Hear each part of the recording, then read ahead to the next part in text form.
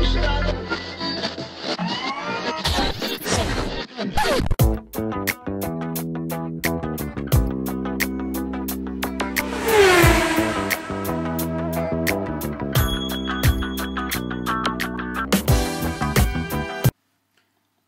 there, you can finally put a name to the face. I'm Alex, the editor of Alex's blog.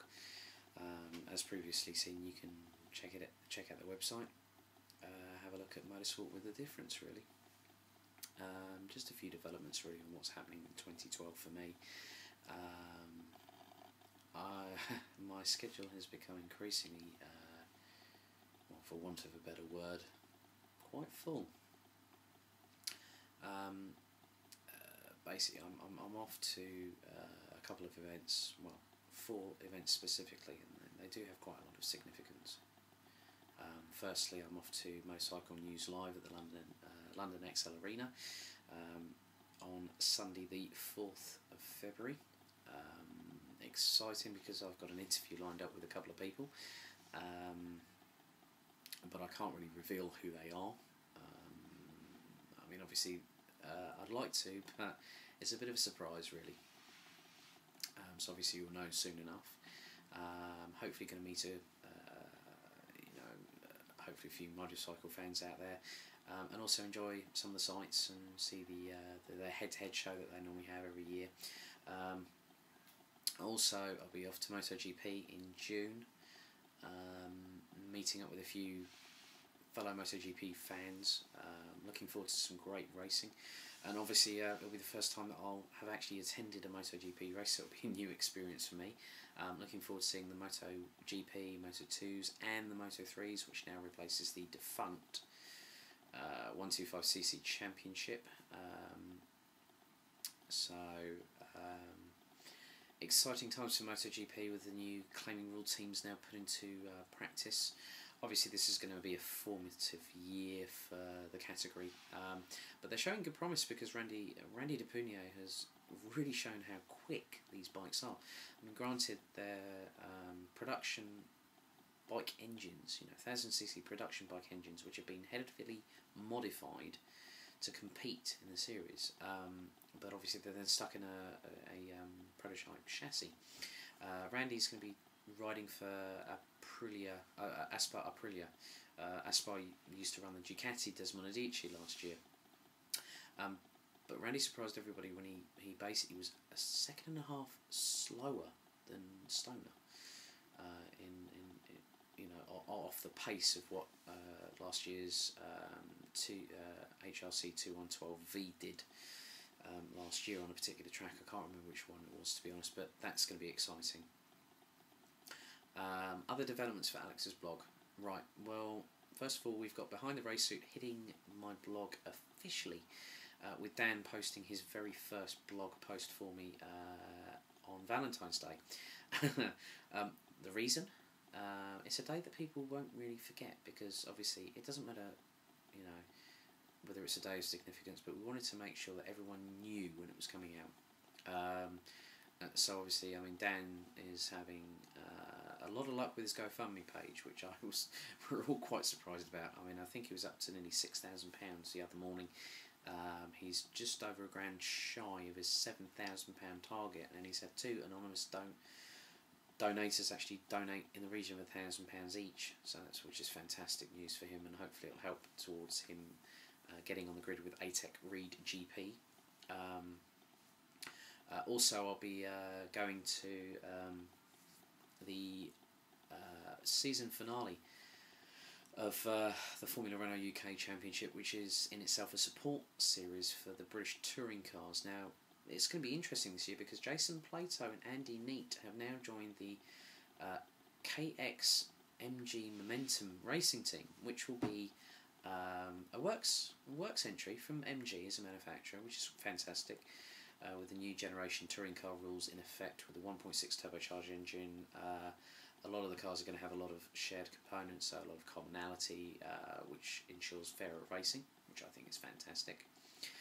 Obviously this means that he now moves from the RML Silverline team, which use the Chevrolet Cruisers, similar beast to what the RML World World Touring Car Championship team use as well, obviously with Rob Huff and Alain Menu and Yvan Muller, which is great. So I'll be covering the Formula Renault UK Championship, also the BTCC, the DTM will also be covered as well. Hopefully trying to bag an exclusive for the blog in preparation for the 2012 season. It's great to see BMW back in the series with a lot of new changes and regulations now that coupes are being used instead of the four-door sedans, which should provide some entertaining racing as well. Obviously with WRC and MotoGP, they're not going to be covered as much as I would like, because obviously I'm doing my work with popfodder.com. So you can check out any sort of reviews that I will be doing of the races. I've just posted one on Monte Carlo, where Sebastian Loeb did a fantastic job. I mean, he dominated it. I mean, he's really set off his 9th title chance with the best result, and he was a true master. You know, he made the right tyre choices, didn't make any mistakes, was calm, methodical, cool as he always is behind the wheel. Sebastian, fantastic driver. Good to see Peter Solberg back in a rally team, a proper rally team. You know, obviously being a privateer for the last 3 years, it sort of hurt him in his pocket. But it was good to see him back with Ford. Welcome to see him back there.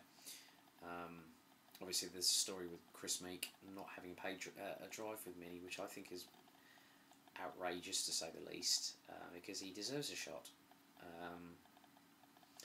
But obviously Mini have had problems with ProDrive, and obviously with the FIA and the late submission of their entry into the 2012 championship.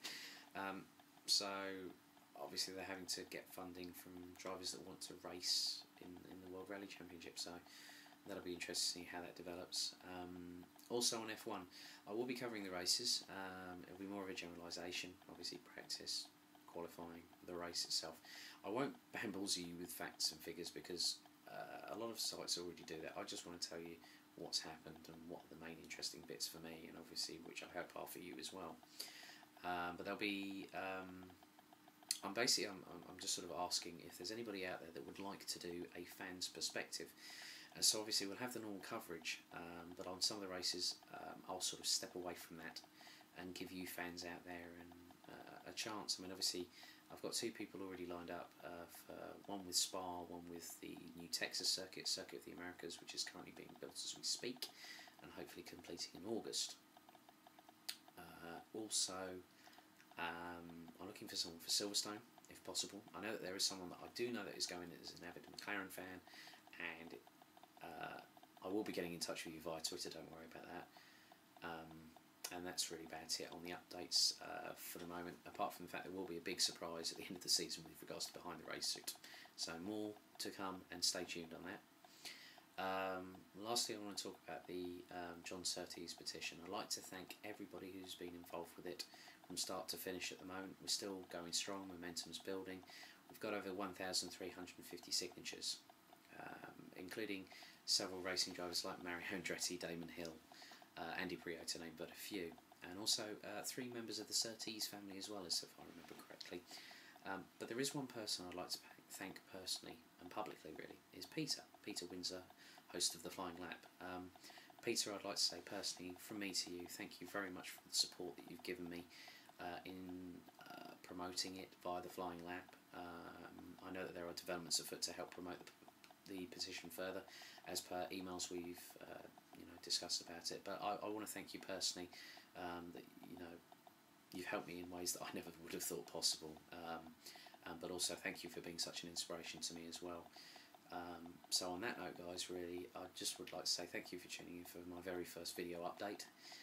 More to come.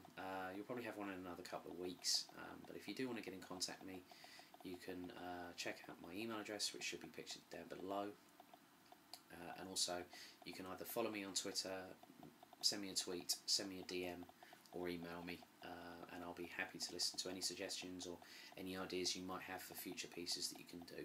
So thanks a lot, and I'll see you in a couple of weeks.